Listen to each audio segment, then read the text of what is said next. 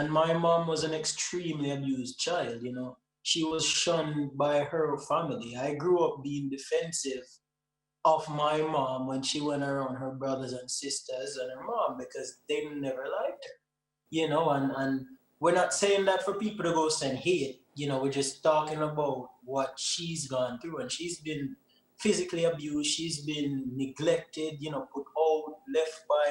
All she had was us, you know. So I grew up with that mentality. Yeah. And if I have gone out into the world and left Jamaica and went to America and lived there and is making myself a better human being all around, I want to bring her with me. So if I feel like I have the tools, then I go care my mother, I go teach her certain things. And I'm happy so she find, you know, solace in religion and God and her faith. But I've always been a change agent for my family. And so it was my duty, you know, to communicate certain tools and skills. And going into rehab was, I think, destiny, because we reconnected right around the time when I was about to go. You know, we talk on the phone every day and said, Mommy, man, we go rehab, you know, and such and such and such. Make sure know. You know, because my mother don't know what rehab. She say I want him so. The mother said me go Black Lives Matter the other day. She tell me I want him so. Tell her if you can't use. But anyways, um, yeah, I feel like she's had a ridiculously hard life. You know, men And came so was around. it kind of like a cycle that was kind of perpetuating Yeah, itself with you? And yeah, then, and then, it was. yeah, and then, Mommy, you told me that, you know, you had 7 of them. You Yes. did not have a lot of help. Nope. You were under a lot of pressure. Yep. Jobs were hard to find.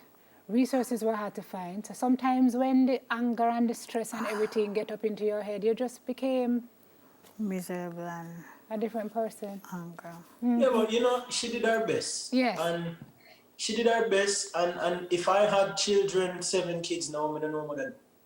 And I know my mom to be a single mom. And man come and deal with her away.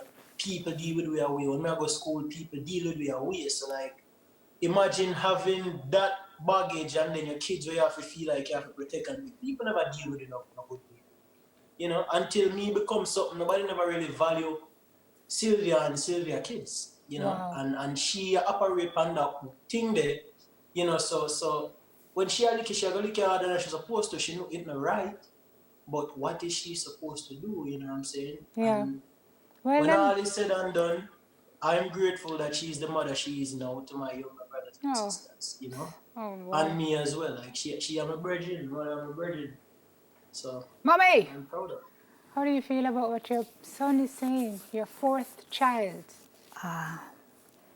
I just feel motivated and happy because You've come a long way. it come a long way. That because I just sit here and I remember the morning when he called. It was the 19th of January, and I was getting ready to go to church, and me being saying, "Mommy, look here." That stand up on the phone. So me dey behind, catch my son tall, and me dey behind.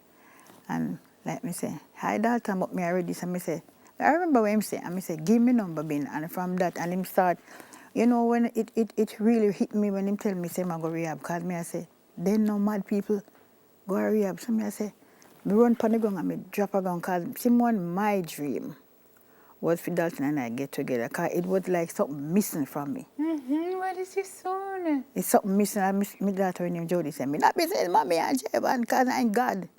But we did have this man, you know, and I'm so happy.